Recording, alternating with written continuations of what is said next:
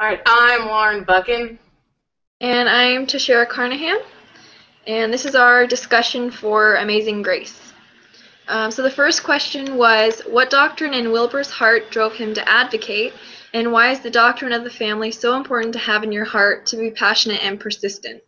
So what I came up with was that the doctrine that drove Wilbur to advocate was pretty much the idea of humanity, how all men are created equal and that man should not be owned by man, how we should treat all men with dignity and respect, and how only God is in charge of our lives, not other men.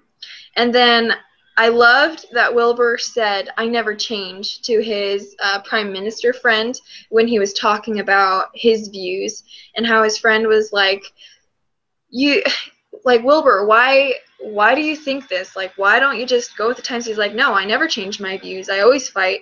And I just loved that. He was really passionate and persistent in helping the cause that he believed was important, which was abolitionists, getting rid of slavery.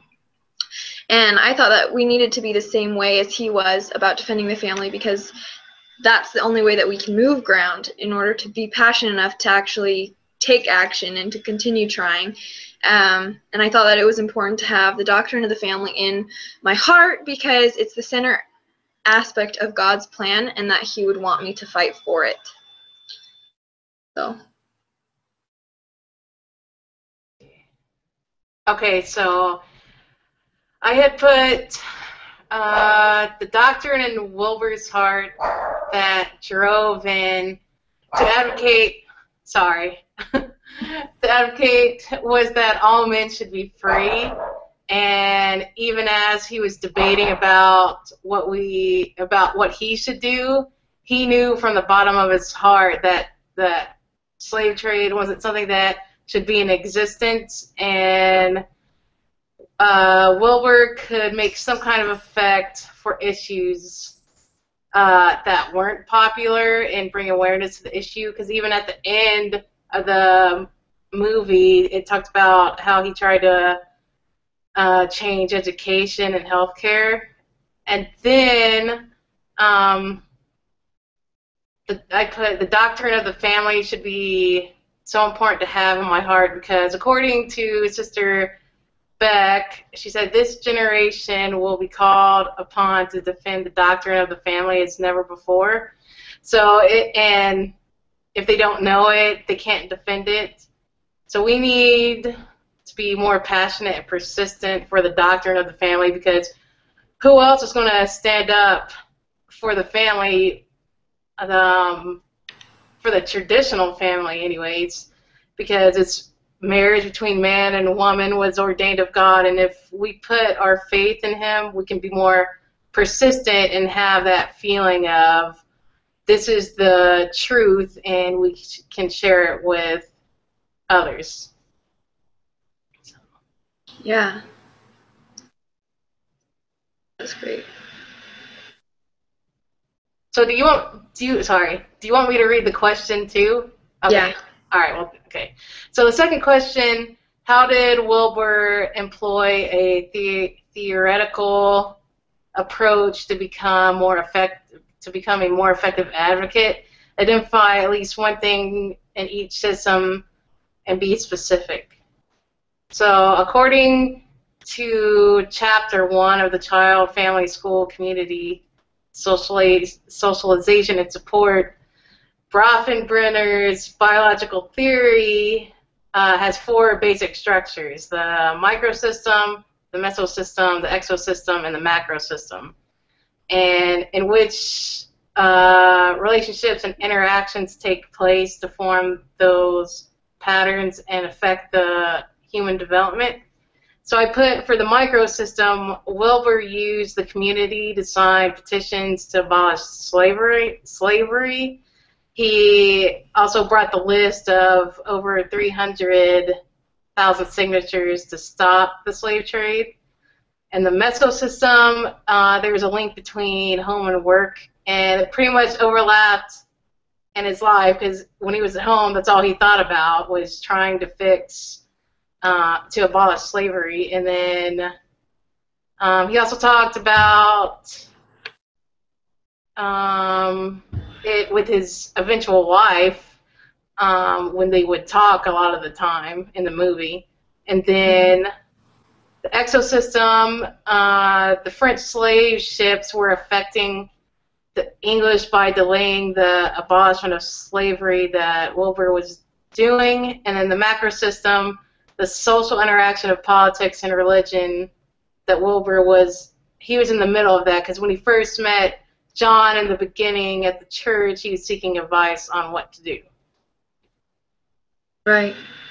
Okay. I had similar ideas.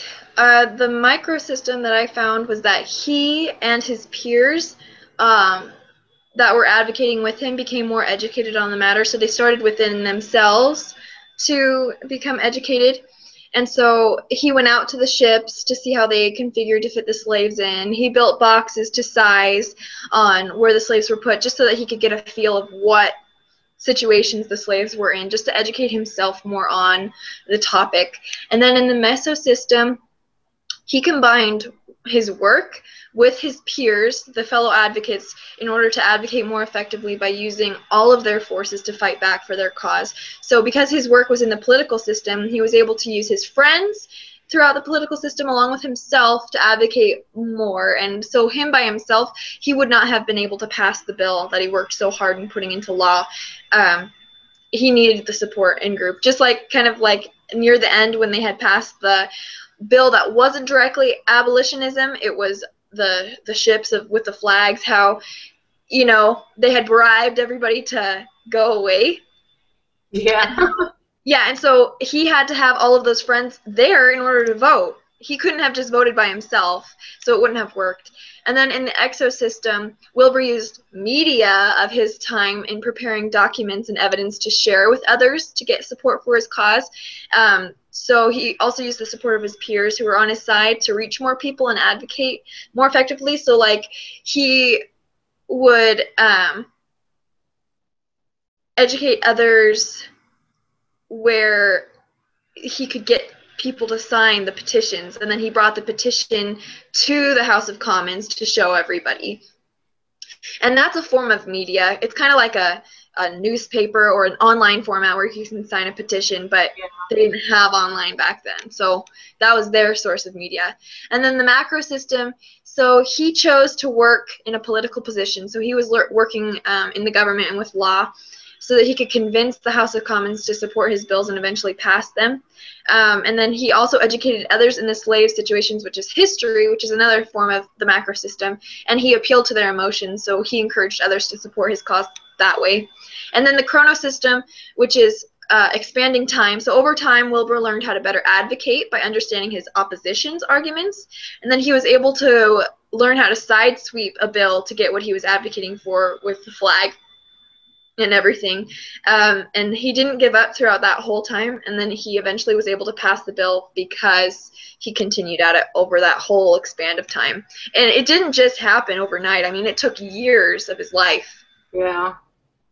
So, I mean, it took time, and I think that's how you can become a better advocate. Over time, you have to kind of learn your opposition's arguments. You have to learn kind of where people are coming from, and you have to learn different things that will help you, I guess, fight for your cause. Kind of like over time, his friend, the prime minister, he wasn't prime minister at first, but over time, when he became into that position, he was able to go to his friend and say, hey, I want this bill to be passed. I need your help to encourage someone to put it forward because I don't want them to think it's ours. So his prime minister friend was able to help. That one, and they kind of needed time for that to happen. All right, so question 3, how did Wilbur and his fellow advocates do and share their research, and what evidence did they provide to persuade those opposing or on the fence? So what I thought was that they actively sought to learn more about what went on in the ships and what went on in the ships that the slaves were transported on, and then they gathered that information and shared it with people through demonstrations. They were able to gather signers of the petition. They used the priest's recollection of what happened on the ship, so testimonies. They were able to present that material to those who were opposed or on the fence to be able to side with them. So like that one older guy, I don't remember his name, but he had come into the meeting at the very last second, and he had asked the audience, like, do any of you saints drink?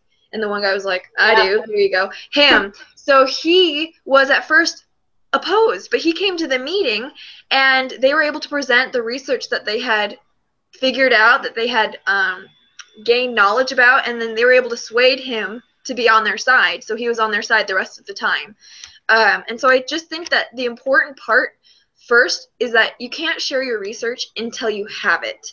And that's what they really stressed about Wilbur. Like they always was showing him going to other people, asking about it, like, okay, so what about this? Okay, the priest's testimony. And then his fellow friends came over to dinner and saying, this is what they put them in. They put them in these shackles. This is the size of the box. And so he had it made up so that he could know himself. I just think that it was really important for him to do that so that he could kind of get a feel of what they personally went through so that he could better explain it to others rather than just say, oh yeah, they're put in boxes, they have shackles on. He actually knew and could see it. Mm-hmm. So, so at first they handed out invitations for those who were interested in the cause, and that's when, like, that the one guy came in, was talking about the one that asked for the drink. Right. Yeah, that guy, like, he was like, I've been going like whatever amount of months, like 18 months, hearing you argue for this side, for this cause, so I want to see what it would be like on your side. Yeah, I loved that. It was so funny. So, also, I thought it was important that they had that scribe in there so they could see where what they've talked about, and if they needed to look back and then, like, eventually back about what they were talking about. And then he talked about plainly telling the truth about the slave ships, and the John preacher friend was recording what he remembered about the 20,000 ghosts that were haunting him. Yeah. And then at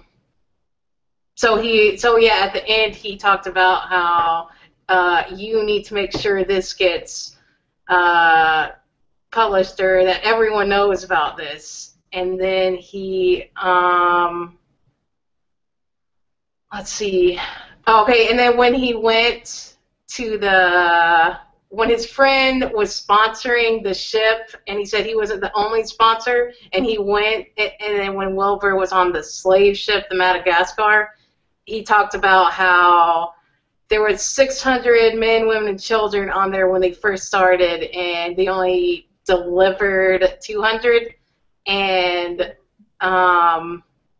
because they died either of death or of disease or despair. And then he even made the people lower their handkerchiefs down to breathe in what they had to go through that whole time going across. And I think, like, the biggest thing, like, at the end where he was like, that is the smell of death. Remember that smell. Remember the Madagascar. Remember that God made men equal. I think that was, like, the biggest thing he could motivate those people. Yeah. I loved that scene too. That was excellent. So the next question, how does the film portray the importance of working together as a group? What has family advocacy group work taught you? So there were times when some of the people could offer a benefit or an opportunity that someone wouldn't have, like like the ship, where there's no way he could have showed that without having help from that guy. Yeah. And then he also got help from his friend, the Prime Minister, to see Lord Dundas to see what his views were about the abolition and the slave trade when they were doing that little poker scene, I guess. Yeah. And then, see, another time was where James Stephen talked about it isn't a game for these slaves. So they talked about cheating to end the slave trade, kind of, because they got his prime minister friend, like you said earlier, to go with that bill that was hiding the bill, or where they tucked it in. So it just shows that you need to rely on others and not just yourself if you want something big to change. So, and our family advocacy group work, it's taught me a couple of different things. I've learned that hearing another's point of view can help expand the way you think. And it's also helped me learn that sometimes that there isn't just a right or wrong answer. They're just different ways of thinking. And then as you work together, you can be more successful with what you're striving to do. Just like our Facebook page, all of us contributed to doing something different, which was I thought it was pretty successful for just an assignment that we had to do. It was more than, I think if you think of it more as actually helping and not as that assignment, it was worth more to you. So that's what I thought. Yeah, I had the same exact example for the family advocacy group, but I'll start with answering how does the film portray it first. So what I thought was that the film showed how hard it was for Wilbur to work alone and to be the only one to stand up in the House of Commons against the opposition. I mean, most of the time they only showed him standing up against the opposition side. I mean, that's all they ever showed. They showed multiple people on the opposition side standing up and saying, no, no, no, we can't use this. And then there's him, all by himself, standing up, being like, why aren't you anybody listening to me? He's like looking around like, come on, people, stand up. But, he was the only one. And then they show him when he works together as a group. When he's working together with his group, they were very successful. They were able to get people to sign petitions. They were able to get people on the boat to, like you were saying, like get the examples shown, like this is a slave boat, like smell it, bring it in. And then they were also able to be successful because they each were able to take a part of the cause and then work specifically to that. Like he took on, probably the most that I saw was him taking on the examples shown, and then everybody else was kind of working in the background. Like he was the one that stood up in the House of Commons to talk, but everybody else in the background was helping him gain evidence and stories and testimonies. Like the priest helped bring the testimony. He couldn't have done that by himself. He didn't have that testimony to share. And then because of all of their hard work, they were able to kind of side-sweep that bill and put it into law.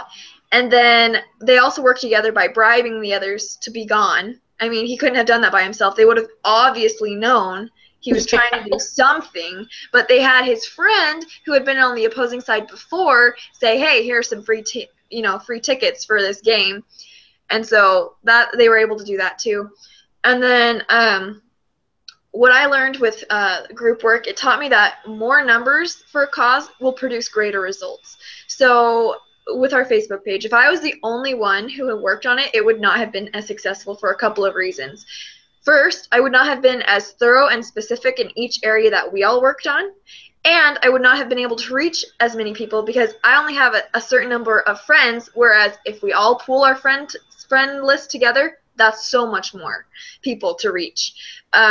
So I thought that was really interesting how with more people you can reach a greater benefit. Kind of how like his friend who knew or lived in France, how he was like, I have French friends, like, okay, Wilbur might not have had that, but because he was working with this one guy who did, he was able to expand and reach farther out of even England where they were working. So I just thought that was really interesting, and it really portrayed in the movie how working alone, I mean, yes, you can do it, but you're not going to be as successful. And so that's kind of how our group work did that too. And then the next question, what parallels do you see between Wilbur and Captain Moroni in Alma 46? What is a Christian and professional family advocate? And how did Wilbur, excuse me, exemplify that? And how can you be effective and Christ-like against such loud and often degrading voices? So, parallels are that Wilbur would not give up, even when there was so much opposition against him, which is similar for like Moroni. He was bold in his convictions and beliefs, like Moroni, and he shared them with others, even when many despised his views and didn't listen to him. And then he fought for causes that God would want him to, and he was able to get a force of followers behind him. So he was a great leader, just like Captain Moroni. And then a Christian and professional family advocate is someone who fights for what God has said is important, someone who fights for truth in a professional setting. So it could be someone who works in politics, kind of like how Wilbur did.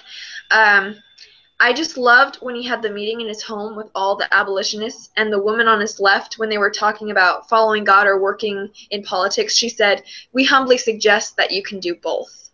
And I just loved that line, because that is what God would want us to do. God wants us to fight. And if we're in those political settings, then we will be able to fight as a Christian and a professional family advocate. I went on the field trip, and we were able to meet with a couple of governors of Utah, and they're both members of the church, but they're politicians. So they're constantly fighting for what God would have them do and God would have us do, but they're in political jobs. So they're able to have, I think, a little bit more sway, a little bit more ability to make a change. I mean, people can go to them and say, please help us out, and we can go to other governors and say, please look at this material. But when they're actually in the position, actually making those votes, they'll have the most power. So that's how you can be both a professional family advocate and a Christian, just doing what God would have you do in your job. And if you happen to be working in politics, then you can make a really big change. But it doesn't even have to be politics. It can be a family life educator, if you wanted it to be, just teaching people the importance of families and helping them develop skills necessary to strengthen their families. That's being a family advocate. And then right here, you can, for the how can you be effective and Christ-like against degrading voices, I said that you can be polite and kind to those who oppose you, but that doesn't mean that you have to give up and back down on what you believe. That has been like a huge thing ever since the Supreme Court ruling a couple weeks ago, how, yes, in Facebook, people will constantly post things that irk me and make me so mad, but I honestly just go on their page. I don't say anything mean. I just state what I believe in a calm, respectable manner, and that's it. I don't engage in a debate. If they comment back, I just ignore it. I've said my piece, and I just leave. But yeah, so that's how I think that you can be effective in Christ, like just being respectful of people's views, but not backing down, because that's not what God would want us to do. I kind of had some of the similar answers for the parallels. I simply put the Madagascar ship situation again, parallel to Moroni raising his garment and wrote on, and it came to pass that he rent his coat, and he took a piece thereof and wrote upon it, in memory of God, our religion, and our freedom, and our peace, and our wives, and our children, and he fastened it upon a pole. So I was just thinking, when Wilbur stood up and he pretty much, I looked at the transcript, and it didn't seem as long as the scene, like as he was doing it, but like he barely said anything really. Like he was just simple and straightforward to these people, and I just thought that's pretty much like Moroni, that he's telling these people that that our religion, freedom, and our peace, that's important. So, and Wilbur was like, this is important, that we need to remember these people. And I don't know. That was just like the best example I could think of. And then let's see, how did Wilbur represent like a Christian? So in Alma 46:15, it says, "And those who did belong to the church were faithful. Yea, all those who were true believers in Christ took upon them gladly the name of Christ," or Christians as they were called, because of their belief in Christ who should come. And a professional family advocate is someone who will speak or write in support of the family. And I thought Wilbur exemplified both of these, because he had faith. He knew it, even though it was a struggle, he still continued, even at the time where he was kind of struggling. He was still debating about it, like in his mind, and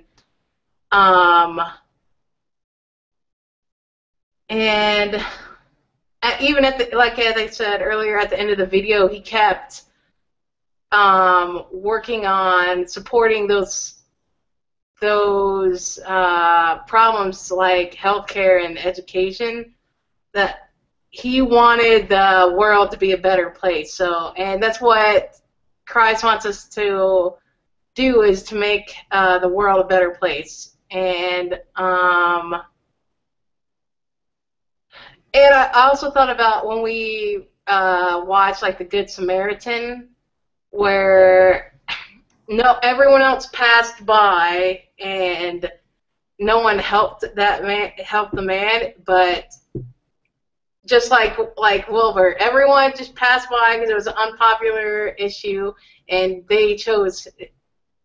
They both chose. Like, it's like he chose to do it and accepted to do it because he had that motivation, and that is what Christians should be. And then, so how can I be effective? I took a quote from Elder Oaks where he said, "Religious persons need to be skillful in how they do so, but they need not yield to an adversary's assumption that the whole effort is legitimate." So what I need to do is make sure I know what I'm saying and doing. I always need to have additional information in the back of my head, just in case those who oppose want to tear me down. And although I can't use it in a harsh tone, because Christ doesn't want contention. Contention is of the devil, and when you argue, it's not going to benefit anyone. So, the next question. Marcia Barlow spoke on persuasive speaking and writing. Did Wilbur and the others exemplify any of Marcia's ideas? How so? So I thought there were a couple concepts from the movie that display.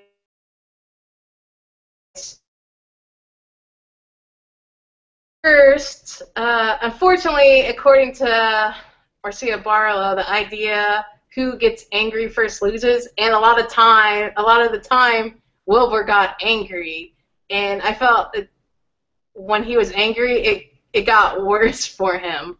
So that was one thing. But then at the end, when you could see that he was more calm about it, they were more successful.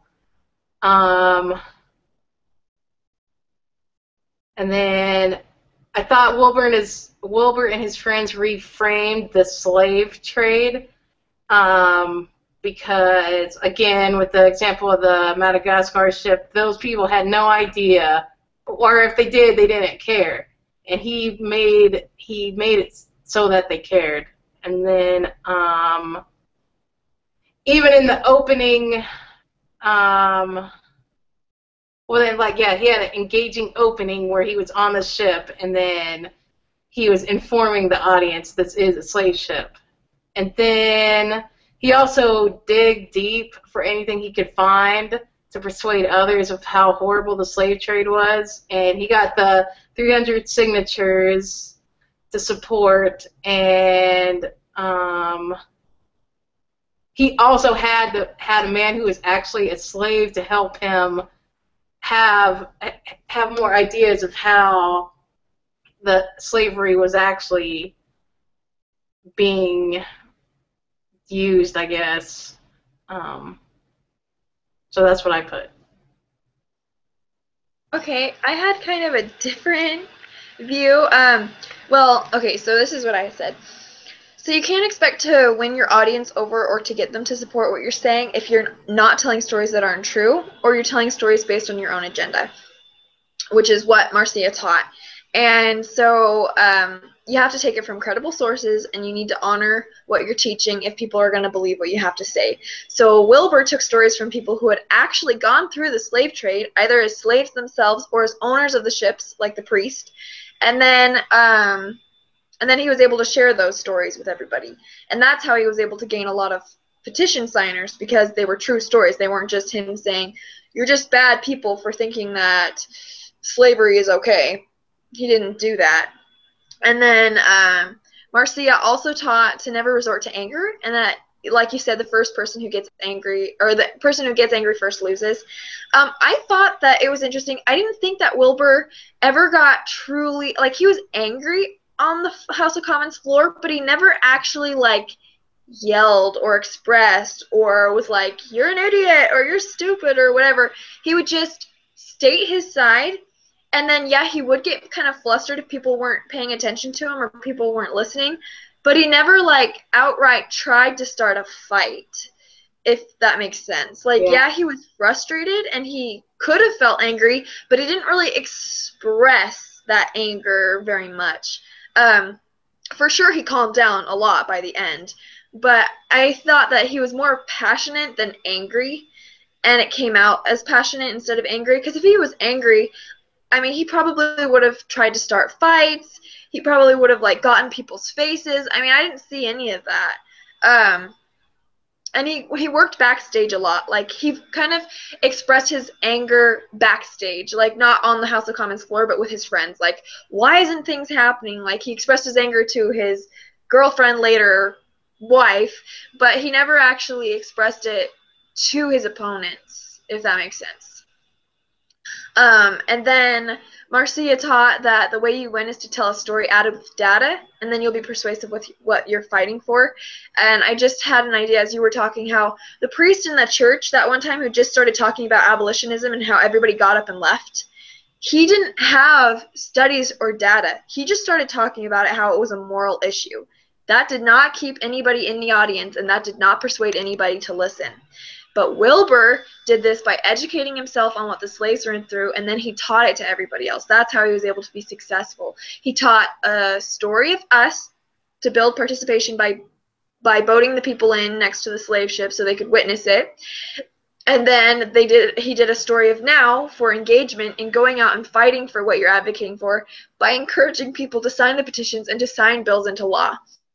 And so he did a lot of what Marcia was talking about, of being a persuasive writer, doing the story of us, of now, and what we could do as what they could do to help fight it. And then he always had studies and research backed behind him. He never was like the priest who was just saying that it's a moral law. I mean, yeah, he did say that. He did quote God and he did bring religion in, but he also had research to back up the idea of that. He didn't just be like the priest that was like, we're going to talk about abolitionism and how it's wrong and how we need to get rid of it. Everybody's going to leave. No one's going to want to listen to someone who tells them that they're wrong, you know? Yeah. And then the next question, what role did the government, policy, and religious freedom play in the fight of the slave trade? Did you see their political system being pro-family? Why or why not? So the government played a role in the slave trade by having bills continuously brought up to vote on the matter. And then that's how policy is brought into the fight as well, because bills are eventually made into policies. And then without policies and laws put into place, there wouldn't have been a success in winning against having protections for those Africans. And then religious freedom played a role in the fight because Wilbur had a conscience and felt as though God was telling him that men needed to be treated equal. Without religion, man's conscience from the light of Christ can't be brought to realization that treating humans unkindly and unequally is wrong. So there's a mix of how their political system was pro-family. I thought that in a way it was pro-family because it wanted to keep slaves in order to provide for the economy for their country, which would help families survive. But on the other hand, it was not pro-family because it was keeping Africans from having their own lives and ripped them away from their own homes and families to become slaves for white man's own use. So on one hand, their government system was saying, no, slaves are a good thing because they're helping our white families. But on the other hand, they were not taking into account that black men and women and children also have families, also have homes, also have lives. And so, I mean, I think it was a mix of both. But, I mean, overall, probably not because they were ripping people away from their families. They weren't trying to support those people's families. They were only trying to support themselves. So I felt like it was very individualistic rather than family-oriented in that way. Yeah, they claimed to have wanted to save everybody's family, like our economy, it will help strengthen our families, but that was an individualistic view because they were only thinking about themselves and how their economy would be tanked. And they weren't looking at the other side where, oh, I just took this man from his home in Africa away from his wife and kids, and all these other people on these ships died, and they were ripped away from their families too, you know? They just didn't look at that. Yeah. So I put a little bit different answer for each, except for the last one. So I thought the role of the government. So I took a quote from Dr. George. Well, he said that government is supposed to be hard. So every time Wilbur and his friends tried to get rid of the slave trade, the government pretty much pushed them back out. They didn't care. They didn't want to hear about it. So they had to work. I love how you are totally opposite of me. I'm like, the government played a role because they allowed bills to come forward, and you're like, no, they slammed them down. Yeah. So I'm like thinking positive, like, oh yeah, they brought bills to pass, and you're like, bills? No, they totally stomped all over them. Yeah. Yeah, that's funny. So and even let's see.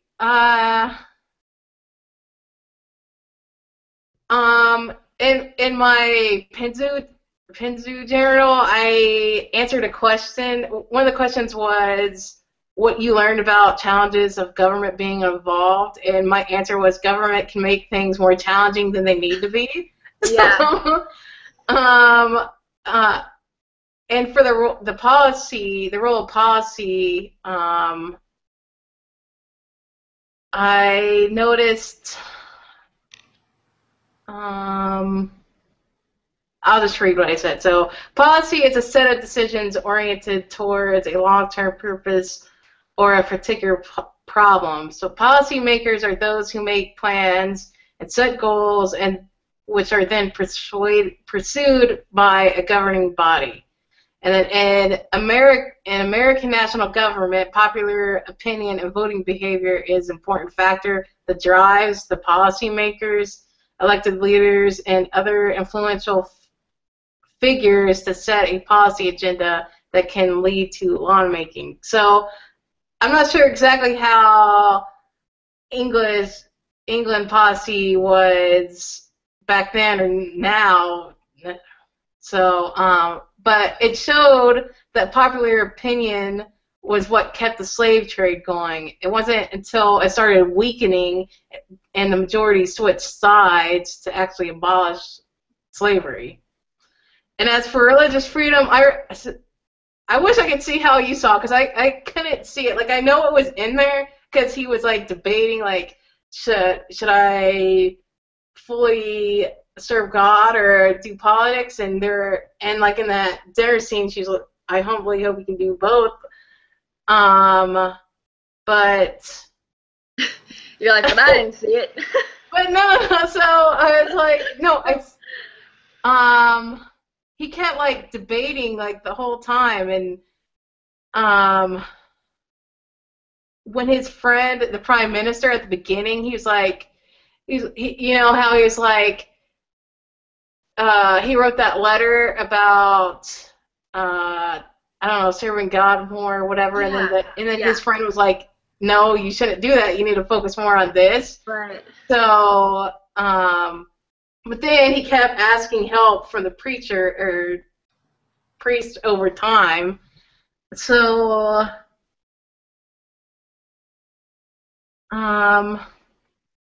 I don't know. So that's why it was kind of hard to see because I wasn't sure. I think that anytime you're doing God's work and anytime you're doing something that God would have you do, that's religious. And here, religious freedom, he had the freedom to express his desire to serve God. Without that, he wouldn't have had that as a base. You know what I'm saying? Like, Yeah. I don't think if he had religion in his life, he wouldn't have thought that the slave trade was as big of a problem as it really was. Okay. Yeah, that makes more sense because I was thinking, you know, religious freedom, and I'm like just thinking more of actually saying like thinking religious stuff in your mind and like saying it out because they weren't really when he was just saying that it was wrong, but I guess that makes sense because that is more a belief. So Yeah. okay. Um, and then for the last part, I said I didn't really see the political system being pro-family because it was more about the needs of the people. They're pretty much being selfish because they wanted slaves. They Yeah. didn't care about the slaves' family or anything. They wanted to serve themselves. So I didn't see it as being pro-family. Yeah, yeah, yeah. I was trying to be kind. All right. The next question: Do you feel that Wilbur used his time on Earth well? How do you see him showing the elements of consecration that Elder Christopherson spoke of? I said, yes, I do believe that Wilbur used his time well on Earth. He was advocating throughout his life on things that were not popular and ultimately changed in the way things were going. He made a difference in many people's lives. There was a small point where he gave up and was troubled, but then he finally realized, with the help of his eventual wife, that night comes after day, and he still pushed and endured difficulty, but he knew that it was the right thing to do. I also, okay, so then for the different elements, for purity, I just, again, he was trying to do the right thing and fight for that. For work, he worked like the whole entire time during the whole time span of the movie, and he would even when he was sick, he still tried to um, abolish slavery and work with that. And then let's see. Oh yeah, and then when he made like the box, he worked to make sure he could feel what the slaves were feeling, where he made the box of the same dimensions. And then respect for one's physical body. I said that was somewhat questionable because he got sick. He got sick for a while. And then I even read like on Wikipedia he was addicted. I don't know if this was I can't remember if it was shown in the movie, but like he was addicted to the medicine, I think. So I could see how that could happen. so I think they kind of even showed that because she said, "What do I smell on your breath?" You know, yeah. and he was like, "Oh, it's just the medicine." He didn't really want to go into it. Yeah. And then he was even having like the nightmares of and then for service, I felt like that's all he did was service. He was he was trying to get rid of the slave trade, and even when there's that one clip in the beginning where the servant guy was like, "There's a beggar at the door, but you want me to come ask?" And he was like, "Well, just give him breakfast or whatever." So, and then he visited his prime minister friend when he was sick, and then he gave money to the beggar outside of the church. Yeah. And then for integrity, I put Elder Christofferson said integrity is not naivete. I don't know how. So, but what is naive is to suppose that we're not accountable to God. And I believe that Wilbur was not naive, but he knew that God wanted him to abolish slavery, and he knew that he would need help. If he needed help, he could get it. Yeah. For mine, you did the really long about way, which was awesome. I focused on two aspects of Elder Christofferson's talk on consecrating talents and choices. So I thought that Wilbur used his time on Earth well, and said that even though he was sick from all the work that he was doing, he was still passionate about him passing the bill, and he continued to work hard on it until he succeeded. And even after he was done with that bill, he continued working on other stuff. So I said that he consecrated his talents of speaking effectively, and certainly his time, in spending every waking moment of his life either researching about the cause, ways to receive help and support for it, or meeting with other politicians to try and convince them of what the right thing to do was. And then he also consecrated his choices in what God would have him do. So he continued to fight for what would be right in God's eyes, and that's how Wilbur found true happiness in his life, because he consecrated his choices to God. He wasn't like, oh, this is hard, I'm not going to do it anymore. He was saying, no, I'm choosing to do this because I've already made a commitment to God of doing the right thing. Even if he didn't outwardly say that or think that, that's ultimately what he did because it was the right thing. And so those were just the two things that I focused on, that what he did were very important in the movie. And then any other profound thoughts or personal insights from the movie that are related to child and family advocacy? Sorry. I first said that I just loved the movie and how I had never seen it before. But I think that the passion and diligence and persistence that Wilbur showed was very admirable. And I said that even if we aren't the Wilburs of our day who stand up and voice our opinions, we could still be his friends who helped in the background, making sure things are happening and moving forward and progressing in a good direction. And I just said that sometimes we forget about those people who work backstage, not being the main person up front, not being the, flamboyant speaker, the one who always stands up and everybody knows it, but they are needed. How Wilbur wouldn't have gotten very far working by himself, and that's why we all need to be advocates one way or another, whether we are the ones that are like Wilbur who stand up boldly and talk out, or if we're backstage helping those who are bold in their declarations. So a quote from Elder Christofferson, he said, "A consecrated life filled with work, sometimes repetitive, sometimes menial, sometimes unappreciated, but always work that improves, orders, sustains, lifts, ministers, and inspires." So to advocate for the family, it will be hard work, and sometimes it might be unappreciated, but it's something that we have to do. And I put this more in like a spiritual way, but I wrote, Heavenly Father wants us to return to Him and to our families. In relation to the movie, Wilbur had to do menial things to continue with his work and be successful, and it took him a very long time to succeed, but he eventually did it.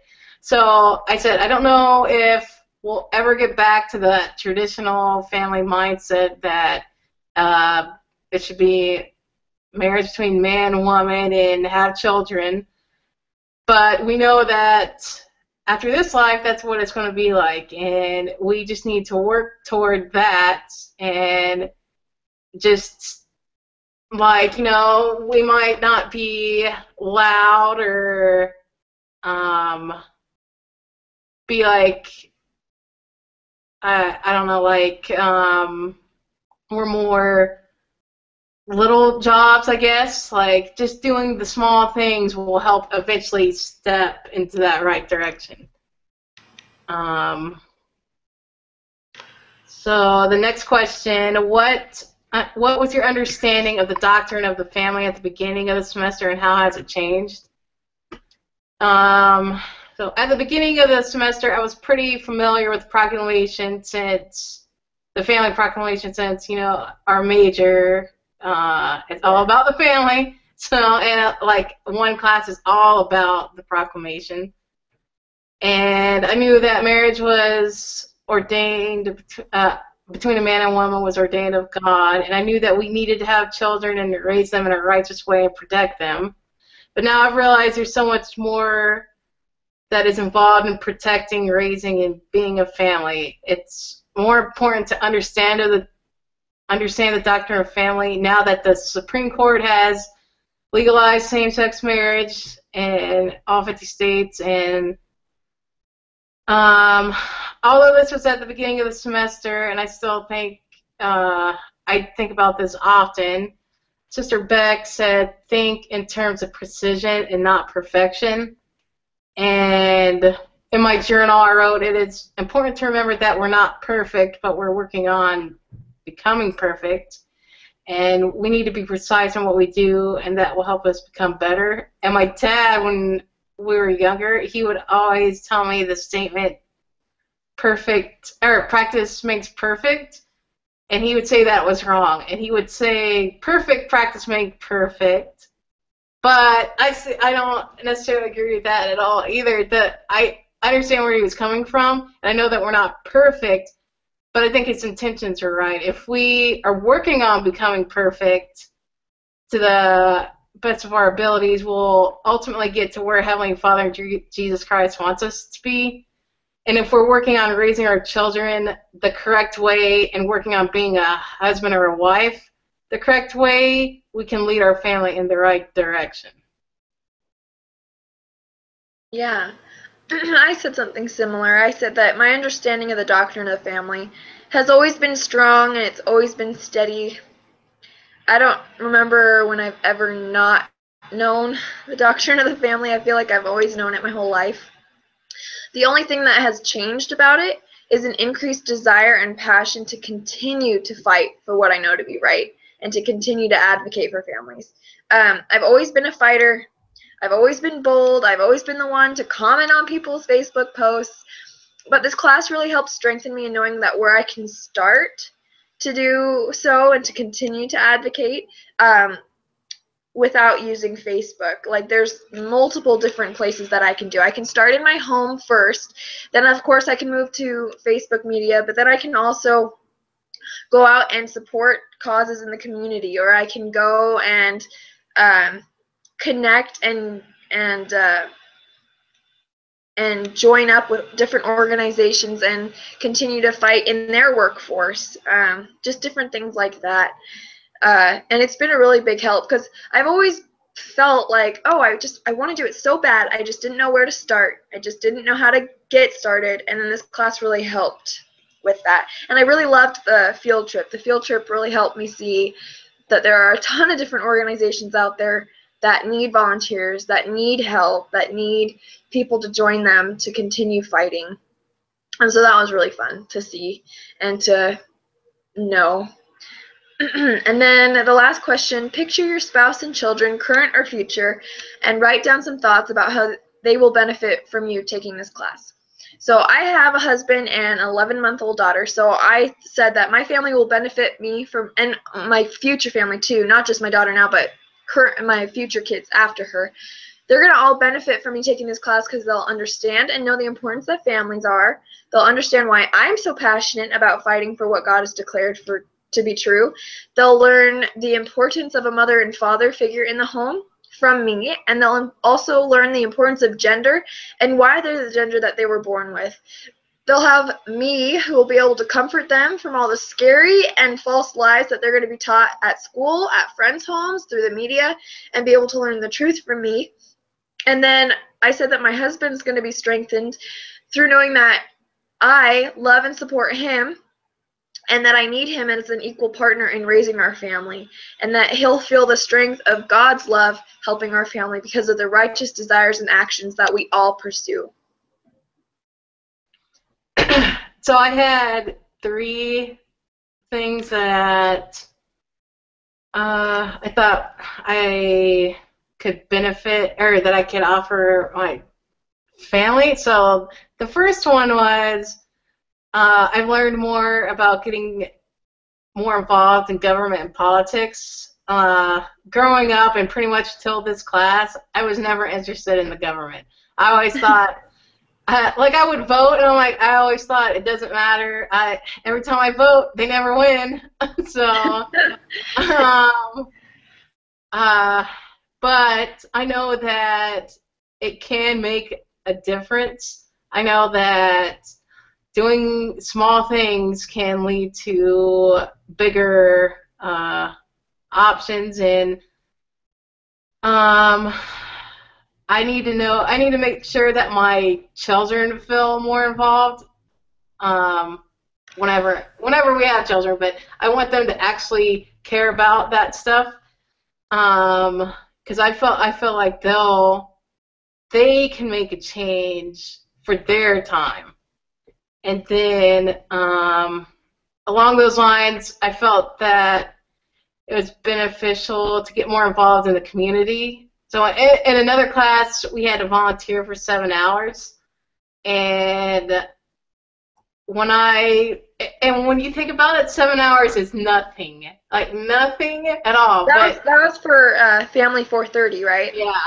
Yeah. So and I was thinking about that, and like at the beginning of the semester, I was like, oh, this is just another thing I have to do for this class. But then I realized over this semester that it's not about doing an assignment. It's not about networking or gaining experience or anything like that. It's more about, it's what Christ would do. And we want to be more like Christ. We want to help those. We want to make others feel loved. We want to be kind to those who need that kindness. And we need to put the needs of others before ourselves.